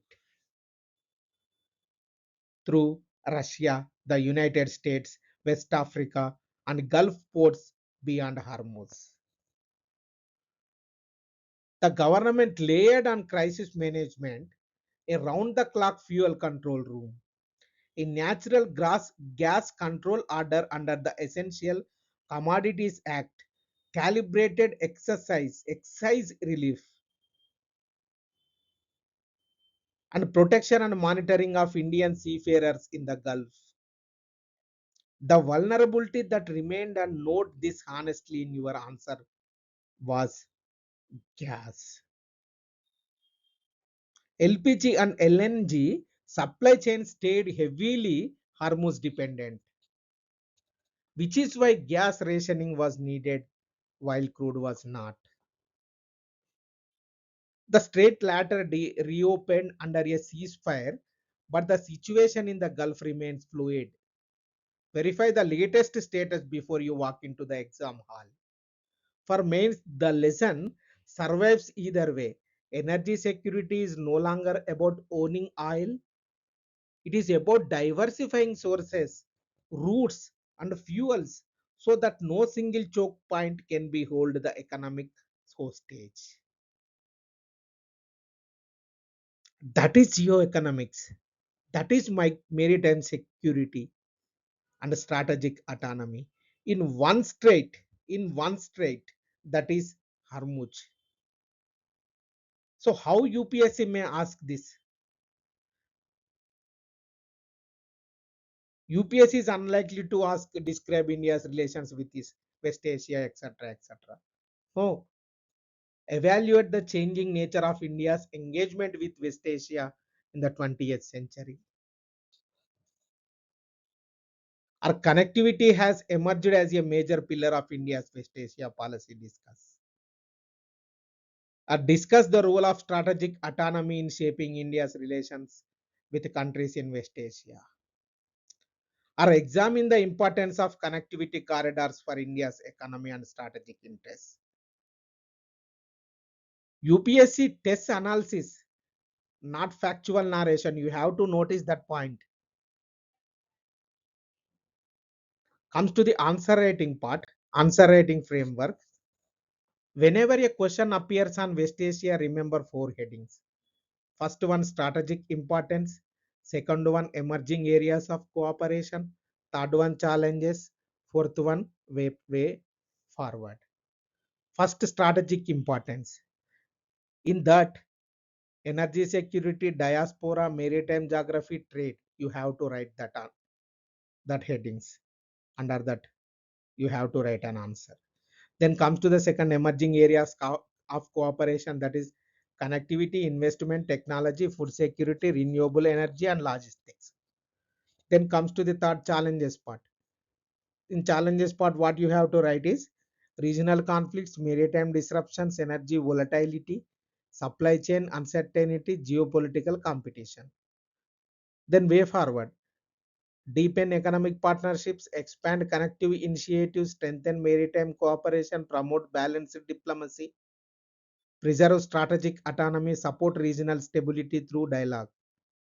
So this has to be written in your answer. Just a quick recap. Remember one analytical sentence regarding West Asia relationship. India's engagement with West Asia has evolved from an energy-centric relationship to a comprehensive strategic partnership driven by connectivity, geo-economics, technology, maritime security, investment, and strategic autonomy. This single sentence can serve as a strong conclusion for almost every GS2 question on West Asia.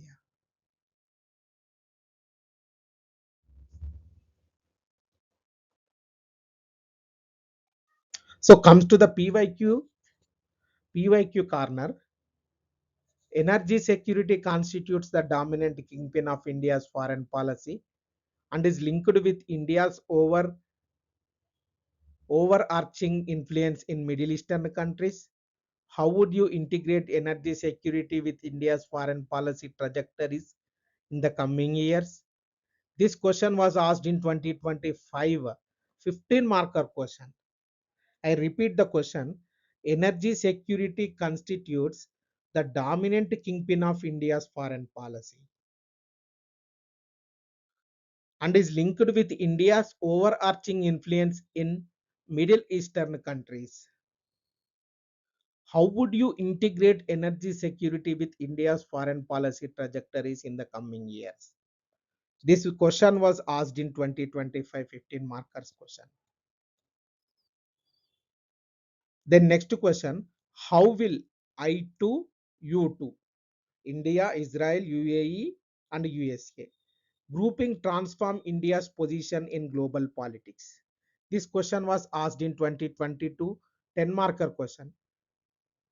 How will how will I2, U2 grouping transform India's position in global politics? This question was asked in 2022, 10 marker. In what way would in what ways would the ongoing US-Iran nuclear pact controversy affect the national interest of India? How should India respond to this situation? This is 2818 question, 15 marker. So far we have understood neighborhood first, major power partnerships, geoeconomics, and West Asia. Now another important question naturally arises, that is, how does India respond to the changing balance of power in the wider maritime region stretching from the eastern coast of Africa to western Pacific? This answer lies in one of the most important strategic concepts of the 21st century, that is Indo-Pacific. Then we are moving to the next chapter, that is Indo-Pacific. India's maritime vision and the rise of functional minilateralism. So, the Indo-Pacific. What is the Indo-Pacific? Today, almost every major power speaks about the Indo-Pacific. Indo-Pacific. Why has the region become so important? And what India's approach towards it? These are the questions UPSC expects you to understand. Let us begin with the idea itself. The Indo-Pacific is not merely a geographical expression. Then what? It is a strategic concept. It recognizes that Indian Ocean and the Pacific Ocean are increasingly interconnected through trade, energy, maritime transport, technology, security, and global supply chains. A significant proportion of global commerce, container traffic, energy supplies, and digital communications passes through this region. Therefore, peace and stability in the Indo-Pacific directly influence the global economy. For India, whose economic growth depends heavily upon maritime trade, the Indo-Pacific has become a region of vital strategic importance. And India's vision for the Indo-Pacific rests upon five principles. What are the five principles? First, it should remain free and open. Freedom of navigation, unimpeded commerce, and respect for international law must be preserved. Then comes to be second point, that is it should be inclusive. First one, free and open. Second one, it should be inclusive. The Indo-Pacific is not an exclusive military bloc. Every country committed to international law and peaceful cooperation has a role to play here also. Then third one, it should be rule based. International disputes should be resolved peacefully in accordance with the international law, particularly the United Nations Convention on the Law of the Sea, that is UN clause. Then comes to the fourth point, that is it should promote ASEAN centrality. India recognizes the important role of ASEAN in maintaining regional stability and ensuring the regional cooperation remains inclusive. This is the important point, that is ASEAN centrality. And finally, the Indo-Pacific should contribute to shared prosperity and sustainable development through trade, connectivity, and maritime cooperation. So these are the five principles based on India should act on Indo-Pacific. So India's Indo-Pacific vision is not directed against any country. It is directed towards preserving a stable, open, inclusive, and rules-based regional order. So now let us understand another important transformation. What is that transformation? Earlier, international cooperation mainly took place through large multilateral organizations. Today, countries increasingly cooperate through smaller, flexible, issue-based partnerships. This transformation is known as functional militarism, functional minilateralism. Instead of asking that, who are our permanent allies? Countries increasingly ask like this, like who can help solve this specific problem? This is one of the defining characteristics of contemporary diplomacy. For that, the best example is the Quad. What is the Quad? The Quad brings together India, USA, Japan, and Australia. Many students mistake describe it as a military alliance. That is not correct.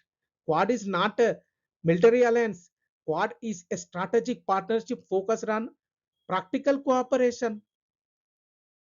Its areas of cooperation including maritime security, critical technology, cyber security, resilient supply chains, humanitarian assistance, disaster relief, health security, and infrastructure.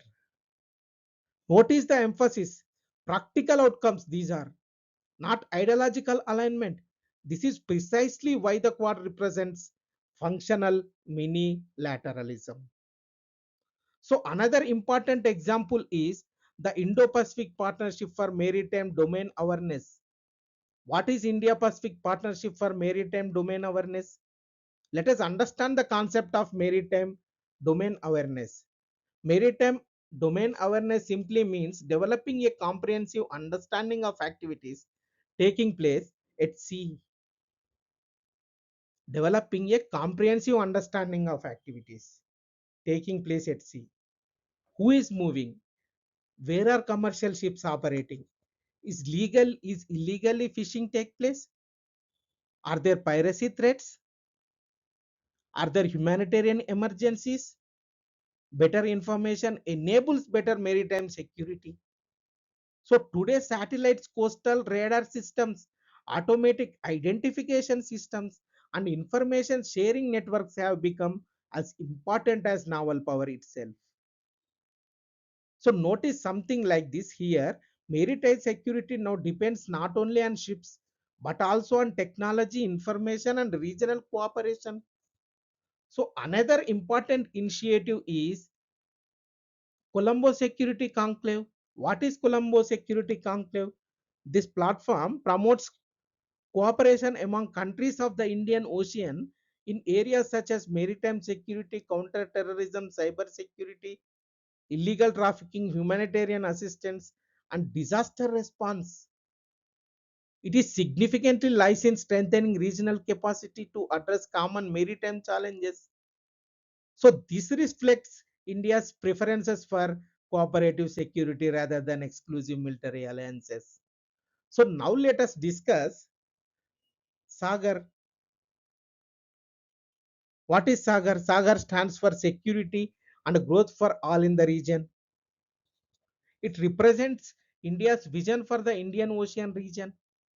The idea is straightforward, simply that is maritime security and economic development must progress together.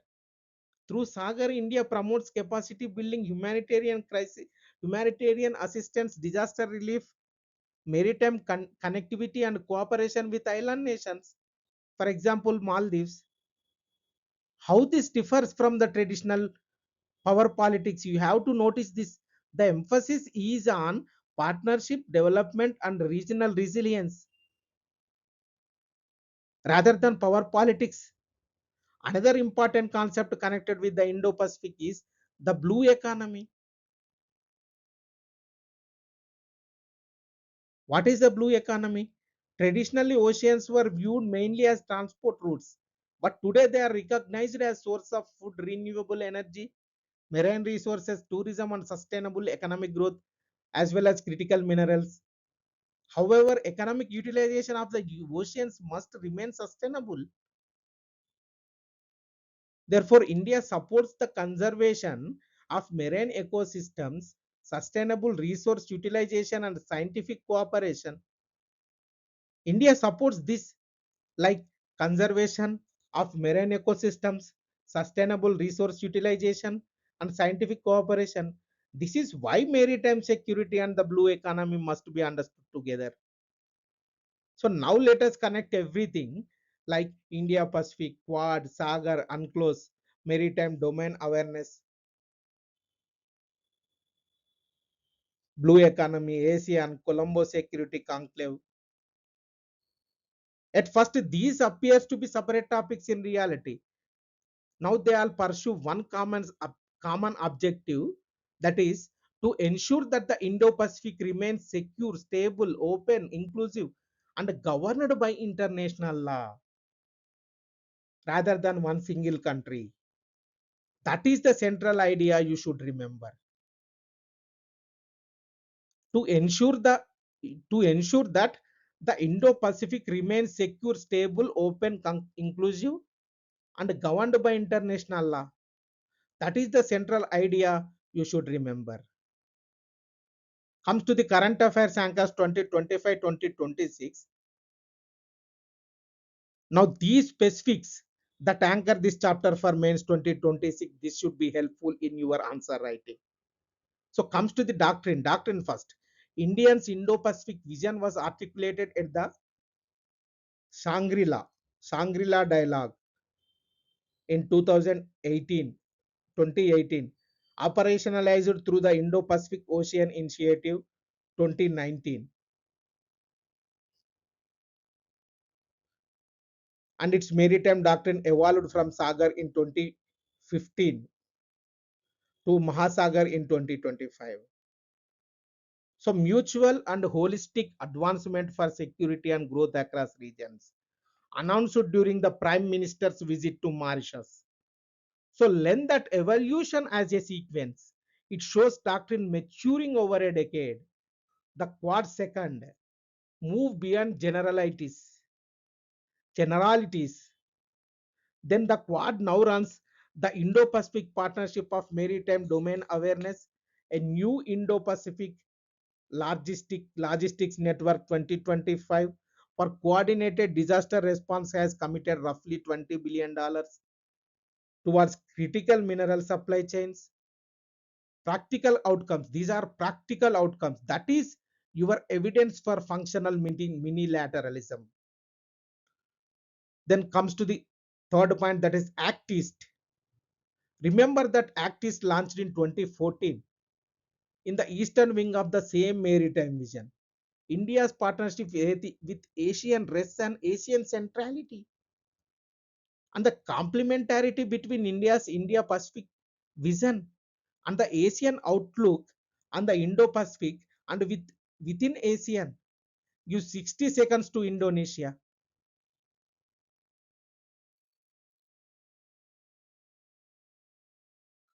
President Prabowo was chief guest at the 2025 Republic Day. The two countries share a comprehensive strategic partnership, maritime proximity. Indonesia's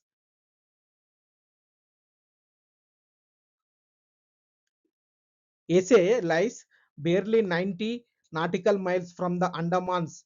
Growing defense cooperation and shared commitment to Asian centrality, and comes to one relationship, that is connecting neighborhood, Act East, and the Indo-Pacific. Finally, the newest frontier for undersea communication cables. The overwhelming majority of intercontinental data travels through cables on the seabed, with Mumbai and Chennai is as India's landing hubs. So cable security, digital connectivity, and cyber resilience have therefore become critical strategic infrastructure of the Indo-Pacific. Mention, please mention it in one sentence, almost nobody else will. So how UPSC may ask this? UPSC unlikely to ask explain the quad. Instead of that, it may ask like this: discuss the strategic significance of the Indo-Pacific for India's foreign policy. Or how does functional minilateralism strengthen India's strategic autonomy? Or evaluate the role of maritime cooperation in advancing India's Indo-Pacific vision? Or maritime security in the 21st century extends beyond naval power? Discuss. Look at this. Every one of these questions demands conceptual understanding, not factual description. So comes to the answer writing framework. Whenever a question appears on the Indo-Pacific, remember the four subheadings, four headings. First one, why is the Indo-Pacific important? Maritime trade, energy security, global supply chains, and strategic geography. You have to write under the first heading, that is why is the Indo-Pacific important. Then comes to the second, what is India's vision? India's vision: free and open inclusive rules based Asian centrality and sustainability development. Then third one, that is major instruments: Quad Sagar IPMDA, that is domain awareness, maritime Indo-Pacific maritime domain awareness, and the Colombo Security Conclave maritime domain awareness, blue economy. And fourth one, that is way forward, that is strengthen maritime partnerships, promote UN clause, expand maritime domain awareness, support Asian centrality, develop the blue economy, sustainability, preserve strategic autonomy through issue-based cooperation. Remember one analytical sentence: India's Indo-Pacific strategy combines strategic autonomy, maritime security, functional minilateralism, international law, and sustainable ocean governance to promote a free, open, inclusive, and rules-based regional order. This single sentence can strengthen conclusions in questions on the Indo-Pacific, Quad, maritime security, blue economy, UN clause, and regional cooperations.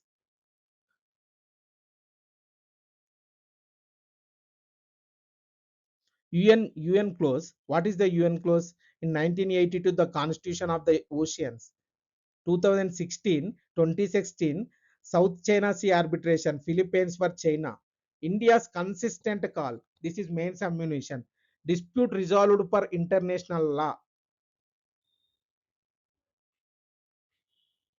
Comes to the PYQ corner, quadrilateral quadrilateral security dialogue, that is Quad, is transforming itself into a trade bloc from a military alliance. In present times. Discuss 2020 question, that is 10 markers. Sea is important component of the cosmos. Discuss in the light of the above statement the role of the International Maritime Organization in protecting environment and enhancing maritime safety and security. That is 2020 question, 2023 question, that is 15 marker. Evaluate the economic and strategic dimension of India's look-east policy in the context of the post-Cold War international scenario. This question asked in 2016, 12.5 markers. So far, we have examined India's bilateral partnership, regional strategies, and maritime vision. What is the next question?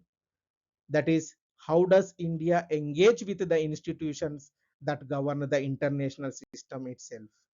For that, we are going to discuss, we are going to move the final major pillar of the syllabus, that is global governance and international institutions.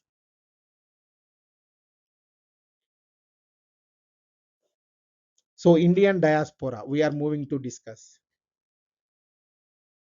Before we move to international institutions, let us briefly, let us briefly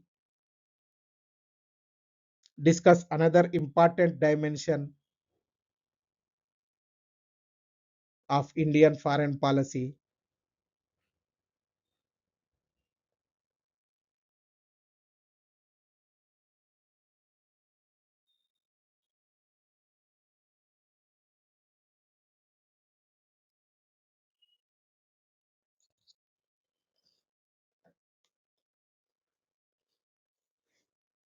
the Indian diaspora. This is living bridge, strategic asset, first claim, and crisis diplomacy. The GS2 syllabus specially mentions this effect of policies and politics of developing countries in the India's interest, including the Indian diaspora. Many students study the diaspora only from the perspective of remittances. That is incomplete. Today we are going to discuss the Indian diaspora has become one of the most important strategic assets. Let us understand why. First and foremost, economic contribution. What is economic contribution? Millions of Indians working abroad contribute through remittances, investment, entrepreneurship, and business networks, supporting both household incomes and India's external economy. Then comes to the soft power. The diaspora strengthens India's global image through culture, education, education, science, technology, business, and public life. Successful professionals, entrepreneurs, academics, and innovators enhance India's international credibility. And third, that is technology and innovation. Indian origin scientists, researchers, and technology leaders create valuable knowledge networks that facilitate collaboration in areas such as artificial intelligence, semiconductors, biotechnology, and advanced research. And fourth one, that is diplomatic influence. What is the diplomatic influence? Large and influential diaspora communities often act as bridges between India and their host countries by strengthening economic partnerships, educational exchanges, and people to people relations. And comes to finally, that is consular responsibility. What is the consular responsibility? The diaspora is not only an asset, it is also a responsibility. Political instability, armed conflicts, natural disasters, labor disputes, or evacuation operations require India to protect the safety and welfare of its citizens abroad. This explains why modern diplomacy increasingly includes consular assistance, evacuation missions, labor welfare, and humanitarian support. The Indian diaspora the Indian diaspora is no longer merely a migrant community. It has become an instrument of economic diplomacy, a source of soft power, a technology brigade, a technology bridge, and a responsibility of Indian foreign policy. That is the analytical perspective of UPSC experts. What is the crisis diplomacy? Evacuation record. One final dimension that is directly linked to the diaspora, that is crisis diplomacy. The ability to protect citizens abroad has become an important indicator of states' institutional capacity and international credibility. India's record here is now one of its strongest talking points. Vande Bharat Mission 2020, one of the largest civilian repatriation exercises in history. Operation Ganga 2022, around 22,000 Indians, mostly students, evacuated from war-hit Ukraine. Operation Kaveri 2023, evacuation from Sudan. Operation Ajay 2023 from Israel. Operation Sindhu June 2025 from the Israel-Iran conflict zone. And Operation Brahma 2025, humanitarian assistance to earthquake hit Myanmar. Because India's crisis diplomacy protects not only Indians but neighbors too. For one line of your answer, for India diplomacy is for India diplomacy is also citizen protection. Comes to the main ammunition, verified anchors, use this in your answers in 2026 mains examination. Remittances USD 135.4 billion in financial year 2025 economic survey based on 2025-2026. World's largest recipient, 14% of global flows. Share from advanced economies rising. Gulf share moderating reflects skilled migration. Diaspora size 35 million overseas Indians, NRIs plus PIOs. The world's largest institutional connect. Pravasa Bharatiya Divas, OCI card regime, No India program, e-migrate and labor welfare mechanisms in the Gulf. Comes to the PYQ corner, India diaspora has scaled a new heights in the West. Describe its economic and political benefits in for India 2023. This is 10 marker question. And diaspora's decisive role in the politics and economy of America and Europe. This is question asked in 2020 10 marker question. So these are regarding Indian diaspora. In the next in the next class, we are going to discuss global governance and international institutions. That is India's vision for reformed multilateralism.